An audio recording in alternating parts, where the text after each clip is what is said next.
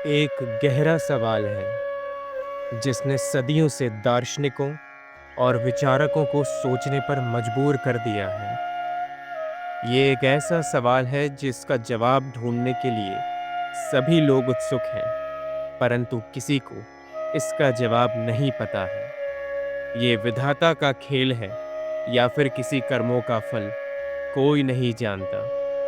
परंतु ये सवाल सभी के मन में है और सभी लोग जो सच्चे हैं इस पीड़ा से अपना जीवन व्यतीत कर रहे हैं।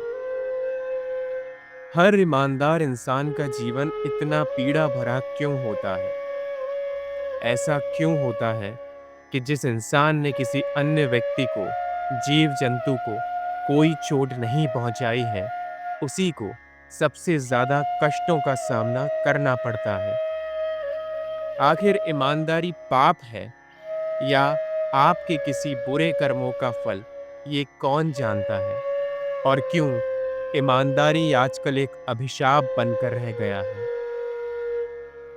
क्यों ईमानदारों को अधिक पीड़ा होती है? आखिर उनका ऐसा क्या कसूर है जिसकी वजह से कष्ट के मैदान में सबसे पहले उन्हीं का क्रमांक आता है? ईमानदार लोग हमेशा सच बोलते हैं और बचपन से हमने यही सुना है कि सच्चे रहिए, ईमानदार रहिए, अपने कर्मों पर ध्यान दीजिए और एक न एक दिन आपको इसका फल अवश्य मिलेगा। परंतु लंबे समय तक जब आप कष्ट भोग रहे होते हैं, तब एक दिन विचार करने के बाद आपको ऐसा अवश्य लगता है कि काश ये ईमानदारी छोड़ दी जाए। आखिर इसका क्या मतलब है? ईमानदार लोग अक्सर स्वार्थी लोगों का शिकार हो जाते हैं और ऐसे ही स्वार्थी लोग ईमानदारों का फायदा उठाते हैं। आज का आधुनिक युग, जिसमें दुनिया इतनी तेज गति से भाग रही है, इसमें सच्चे व्यक्तियों के लिए ऐसा लगता है कोई जगह बची ही नहीं है। हर तरफ एक खिलवाड़ सा चल रहा है और लोग बस एक दूसरे का इस्तेमाल करने के लिए खड़े हुए हैं। बेशक ईमानदारी कोई बुरी आदत नहीं है, परंतु समय समय पर आपको माप लेना होगा कि किस जगह पर कितनी ईमानदारी की आवश्यकता है। अब ऐसा मानकर चलिए कि आप एक जंगल में भटक रहे हैं। बहुत देर से आप रास्ता खोजने की कोशिश कर रहे हैं और अचानक आपके सामने शेर आकर खड़ा हो जाए। अब आप तो जीव जंतुओं से प्यार करते हैं और हिंसा के बिल्कुल खिलाफ हैं, और शेर से यही अपेक्षा कर रहे हैं कि वो आपको कुछ न करे, कोई नुकसान न पहुंचाए, क्योंकि आप हिंसा बर्दाश्त नहीं कर सकते।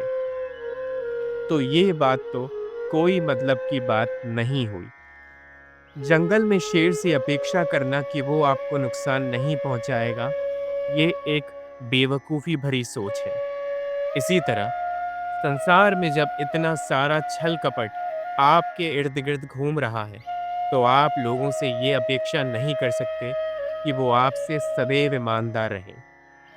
आप बेशक ईमानदार रहिए, परंतु समय को और परिस्थिति को भांप लीजिए। जिस परिस्थिति में आपकी ईमानदारी से आपका नुकसान पहुंचेगा, उस परिस्थिति में ईमानदारी रखकर कोई फायदा नहीं है। ऐसे में आप न सिर्फ अपने आप को, बल्कि अपने परिवारजनों को भी चोट पहुंचाएंगे और अपने आसपास के सभी लोगों से आप धोखे ही खाते रहेंगे। अपना जीवन बड़ी सोच के तले आगे बढ़ाने की सोचिए।